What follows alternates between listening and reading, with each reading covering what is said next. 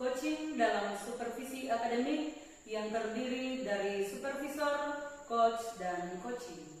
Bersama saya Noprianto dari UPTD SMA Negeri 1 Sesena Padang. Saya Luciana dari SDN 006 Orobua. Dan saya Swasti Mariana dari SDK 01 Bean Tetale. Selamat menyaksikan.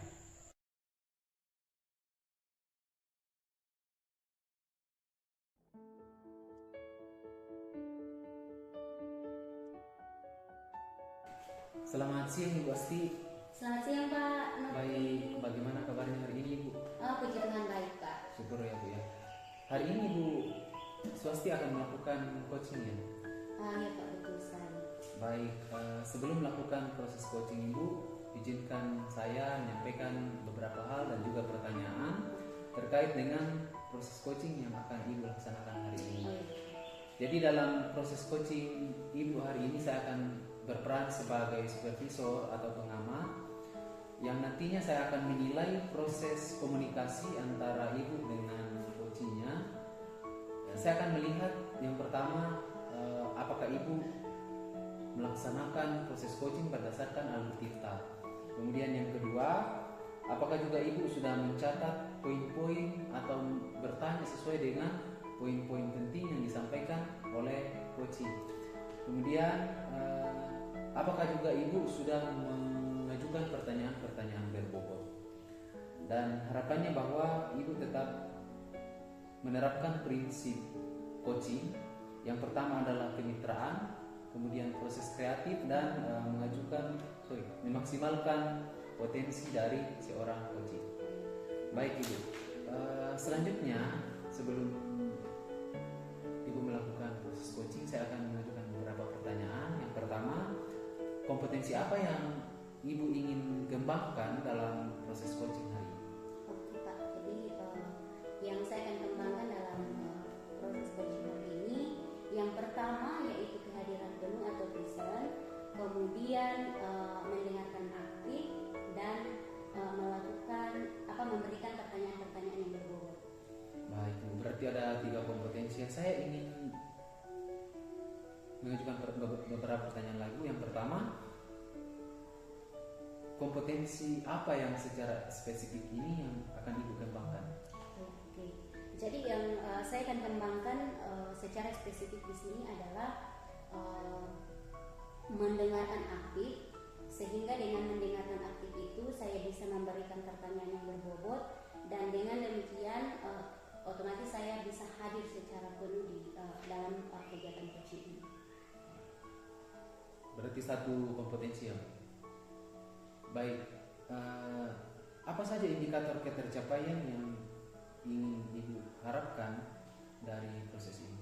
Oke, jadi yang saya inginkan itu adalah coaching saya bisa menemukan solusi dari persoalan yang dihadapi. Baik Ibu, saya kira cukup pertanyaannya Ibu. Silakan melaksanakan proses coachingnya. Semoga berjalan dengan baik ya Bu. Baik, silakan dilanjutkan Ibu.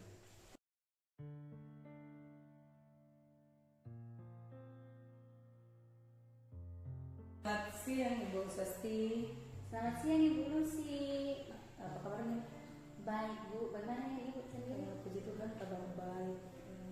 Ini Bu, apakah saya ada yang ingin saya sampaikan ke Ibu? Apakah Ibu tidak sibuk?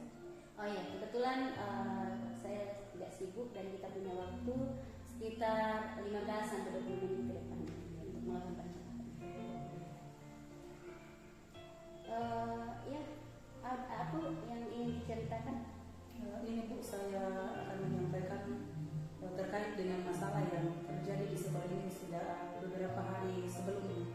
Oh ya, Sampai tadi pagi hari terjadi.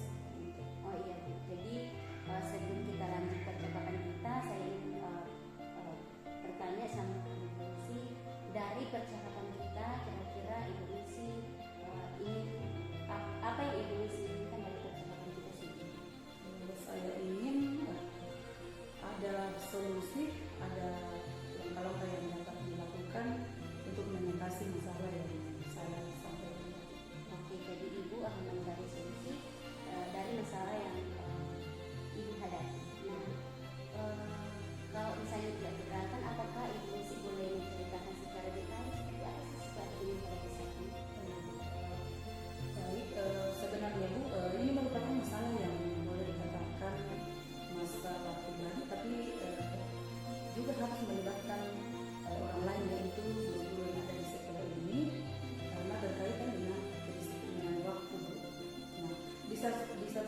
kita harus melaksanakan tugas tanggung jawab kita untuk masuk kelas secara tepat waktu, berupaya menciptakan suasana kelas yang nyaman bagi murid. Tetapi di sisi lain hal itu tidak ada gunanya, atau saya melihat itu sia-sia ketika ada hal yang tidak diinginkan terjadi yang mengganggu pembelajaran di kelas. Seperti tadi pagi, bahkan beberapa hari sebelumnya, ketika saya sudah bersiap untuk masuk kelas untuk mengajar, tetapi siswa di kelas lain yang belum memulai pembelajaran itu membuat gaduh baik di luar kelas maupun di dalam kelas dengan tingkah mereka yang sangat mengganggu. Ada yang berteriak-teriak, kemudian ada yang pukul-pukul meja, yang intinya bahwa kelas kami yang awalnya itu nyaman untuk belajar, tetapi jadi terganggu dengan ulah dari siswa yang belum memulai pembelajaran. Jadi seperti itu situasinya, berarti anak-anak ribut karena gurunya mengganggu, sehingga ibu ini sih merasa terganggu dengan kondisi seperti itu. Nah,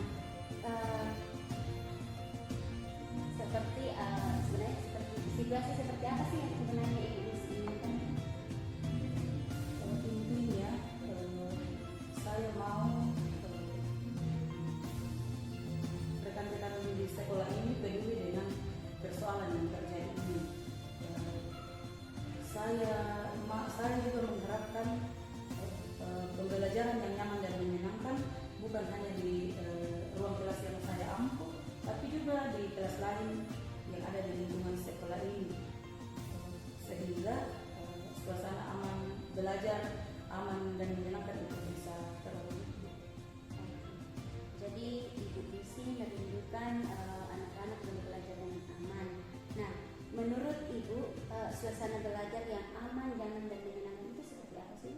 Ya, karena ini berkaitan dengan perasaan ya, dengan hati. Jadi menurut saya suasana belajar yang menyenangkan itu ketika siswa belajar tanpa rasa takut, tanpa rasa tertekan atau jengkel, karena tanpa ada gangguan baik dari dalam diri sendiri maupun dari luar, yang tentunya didukung oleh guru yang tahu tentang tugas dan tanggung jawabnya, bisa berbagi waktu secara seimbang antara pekerjaan di rumah dengan tugas di sekolah. Oke, jadi seperti itu bahwa harus guru memiliki kedisiplinan waktu ya. Nah, kalau boleh tahu Bu, seperti apa sih suasana disiplin waktunya di sekolah saat ini bagi guru-guru? Di sekolah ibu ini seperti apa kedisiplinan waktunya? Ya, seperti yang saya ungkapkan di awal tadi, bahwa ini merupakan suatu masalah yang terjadi beberapa hari sebelumnya, bahkan sampai tadi pagi. Nah, kalau kondisi kedisiplinan itu bisa jujur bahwa kondisi kedisiplinan di sekolah ini tentang ketepatan waktu itu masih sangat kurang, atau ya cukuplah seperti itu. Oke, jadi masih dalam kategori cukup ya dengan itu ya. Nah, kalau misalnya ibu yang katakan tadi bahwa masih dalam kategori cukup, nah apakah situasi ini bisa ibu tingkatkan untuk mendapatkan kategori yang ibu mau? Ya, saya kira itu bisa, kategori baik itu bisa kami capai asalkan kami selaku guru-guru di sekolah ini, rekan-rekan saya, bahkan saya pribadi itu mau berubah.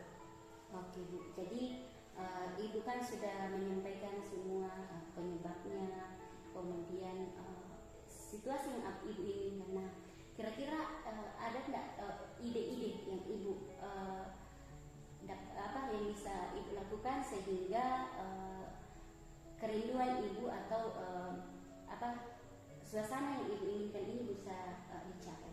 Ya, ide atau dari saya untuk menemukan solusi itu seperti ini yang saya lakukan sekarang Bu. Saya ketemu dengan ibu kepala sekolah, kemudian juga kolaborasi dengan teman-teman guru itu di sekolah ini sangat penting. Nah, saya membutuhkan waktu untuk membantu rekan-rekan, untuk berdiskusi bersama rekan-rekan, melakukan pembicaraan dari hati ke hati. Itu bisa dilakukan dengan empat mata bersama dengan guru yang bersangkutan, bisa juga dengan membahas itu dalam komunitas praktisi yang ada di sekolah ini. Kebetulan kan kita tahu bersama bahwa di sekolah ini setiap hari Jumat setelah jam pelajaran itu ada kegiatan komunitas praktisi. Nah, kemudian topik yang akan kami bahas tentunya adalah bagaimana kita bisa sharing tentang mengatur waktu dan membuat skala prioritas atas tugas dan pekerjaan. Nah, di situ semoga itu bisa ada kesepakatan, ada pemahaman yang sama bahwa pentingnya kita membuat skala prioritas atas waktu. Misalnya kalau pagi, maka yang didahulukan adalah tugas mengajar sebagai bagian dari tanggung jawab kita. Luar biasa Bu, sudah merencanakan beberapa tindakan yang akan dilakukan. Nah, kira-kira selain daripada melakukan kolaborasi dengan teman-teman, kemudian menggunakan membahas di kelas komunitas praktisi itu, kira-kira ada nggak kegiatan lain selain itu yang akan dilakukan? Jadi untuk merubah seseorang itu kan apalagi dalam hal melibatkan beberapa orang itu butuh proses. Jadi saya memprioritaskan lebih dahulu yaitu membahas bersama dalam komunitas praktisi. Oke. Nah, jadi seperti yang sudah disampaikan, langkah-langkah itu kan ada beberapa yang diutamakan, khususnya seperti kolaborasi dengan kepala sekolah, kemudian juga membahas dalam komunitas praktisi. Nah, kira-kira prioritas utama yang akan Ibu lakukan dan kapan kira-kira dimulai? Jadi prioritas saya tadi adalah dibahas secara bersama-sama dulu, dan semoga dari pembahasan secara bersama-sama itu ada yang secara tidak langsung bisa merefleksi diri sendiri bahwa betul selama ini kehadiran saya, kedisiplinan saya tentang waktu hari di sekolah itu masih kurang. Nah, kalaupun misalnya prioritas itu tadi dibahas bersama-sama lalu ternyata belum berhasil, ya saya akan berupaya untuk melakukan pembicaraan dari hati ke hati, bisa empat mata dengan guru yang bersangkutan supaya ada perubahan. Oke, luar biasa ya. Jadi untuk melakukan kegiatan ini, nah siapa-siapa saja yang akan Ibu libatkan? Ya, otomatis adalah pimpinan di sekolah ini, kepala sekolah, kemudian guru, juga tenaga kependidikan, dan warga sekolah yang ada untuk menunjang apa yang menjadi kerinduan saya. Oke, luar biasa ya. Jadi Ibu akan melakukan kegiatan ini dan melibatkan semua warga sekolah untuk berkolaborasi dalam menyelesaikan ini. Nah, kita sudah sampai di ujung pembicaraan kita. Nah, kira-kira apa yang Ibu bisa simpulkan dari kegiatan kita saat ini, pembicaraan kita saat ini? Yang saya simpulkan di sini adalah bahwa tadi ada masalah yang saya sampaikan sama Ibu. Nah, dengan berdiskusi bersama Ibu kepala sekolah, saya merasa lega, lebih bersemangat lagi, bahkan saya dapat mengetahui aksi atau tindakan yang akan saya lakukan untuk menangani masalah tersebut, yaitu dengan melibatkan warga sekolah, dalam hal ini secara khusus adalah komunitas praktisi yang ada di sekolah, dan tindakan yang kedua adalah berbicara dari hati ke hati bersama dengan guru yang kalau misalnya masih ada yang belum bisa mengubah tentang kedisiplinan itu untuk dilakukan di sekolah.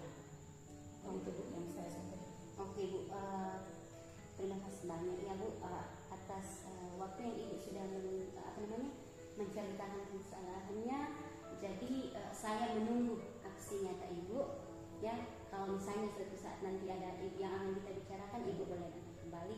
Atau masih ada yang ingin disampaikan? Oh ya, saya juga mau sampaikan bahwa kaitannya tadi dengan aksi yang akan saya lakukan, saya dengan pertemuan bersama Ibu saat ini, saya semakin menyadari dan memahami bahwa kolaborasi itu sangat penting untuk dilakukan untuk mencapai tujuan secara maksimal. Oh iya, betul sekali. Jadi Ibu akan melakukan kolaborasi dan memang itu adalah salah satu cara untuk kita mencapai tujuan bersama-sama. Oke Bu, saya tunggu aksinya. Ibu Lucy tetap berkarya, terus semangat, dan semoga apa yang Ibu Lucy rindukan, harapkan boleh berjalan dengan baik dan boleh terwujud. Silakan. Oke, terima kasih banyak Bu, Tuhan memberkati.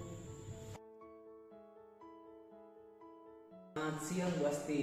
Selamat siang Pak Noah. Bagaimana sudah melaksanakan coaching ya hari ini? Iya, sudah Pak. Baik, bagaimana perasaan Ibu setelah melaksanakan proses coachingnya? Iya, perasaan saya sudah lega karena proses coachingnya boleh berjalan dengan baik. Baik Bu. Saya mengapresiasi atas apa yang telah dilakukan Ibu bersama dengan coaching, dan dalam percakapan kali ini izinkan saya kembali menanyakan beberapa pertanyaan Bu. Yang pertama adalah apa saja yang Ibu Swasti sudah lakukan dalam proses coaching tadi terkait dengan indikator ketercapaian yang diinginkan. Ya, sederhananya bahwa bagaimana Ibu menilai performa Ibu tadi pada saat pelaksanaan coaching. Iya, jadi menurut saya Pak, bahwa selama proses coaching itu saya sudah melakukan dengan alur kita, kemudian juga sudah hadir sebelumnya dengan memberikan pertanyaan-pertanyaan berbobot sesuai dengan kata kunci yang disampaikan oleh coach. Baik Ibu, pada saat saya mengawali tadi saya juga punya beberapa catatan. Yang pertama adalah Ibu sudah melaksanakan proses coaching berdasarkan alur tirta.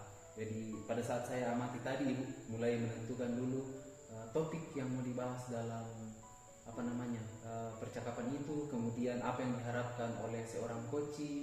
Setelah itu masuk dalam identifikasi ya, termasuk apa yang sudah dimiliki oleh coachnya.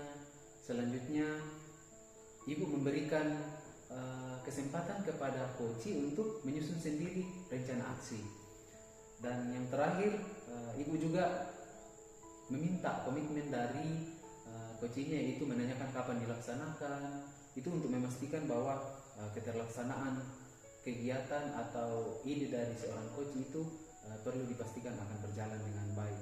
Yang kedua Ibu, saya juga melihat Ibu sudah menggunakan pertanyaan-pertanyaan berbobot untuk menggali kata-kata kunci dari seorang coach, sehingga coach bisa dengan menyadari sendiri potensi yang ada dalam dirinya. Itu artinya bahwa Ibu juga sudah melibatkan bagaimana seorang coach memaksimalkan potensi yang dimiliki oleh seorang coach.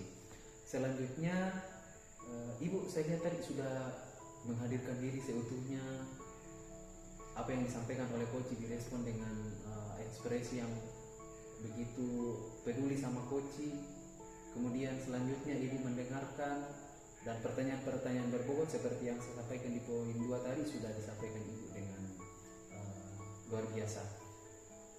Terus selanjutnya pertanyaan saya, bagaimana dengan perasaan Ibu atau bagaimana pendapat Ibu terkait dengan apa yang saya sampaikan ini? Pak. Jadi saya sudah setuju bahwa apa yang Bapak catat itu ya sesuai dengan apa yang saya rasakan. Bahwa memang selama coach itu berjalan seperti itu. Baik Ibu. Nah, pertanyaan yang terakhir Ibu, setelah proses coaching tadi, kompetensi apa lagi yang ingin dikembangkan? Artinya berdasarkan atas proses yang dilakukan hari ini. Oke. Yang saya ingin kembangkan itu adalah saya lebih memahami lagi, belajar lagi untuk memahami alur tirta, supaya kedepannya ketika melakukan praktik coaching lagi itu bisa lebih baik lagi dan lebih bisa untuk memaksimalkan potensi-potensi yang dimiliki oleh coach. Baik Ibu, luar biasa. Saya kira cukup sekian Ibu diskusi kita setelah observasi ini. Semoga apa yang kita lakukan hari ini bermanfaat, khususnya kepada Ibu Asti dan seluruh orang-orang yang ada di sekolah ini. Saya kira demikian Ibu, terima kasih. Oke,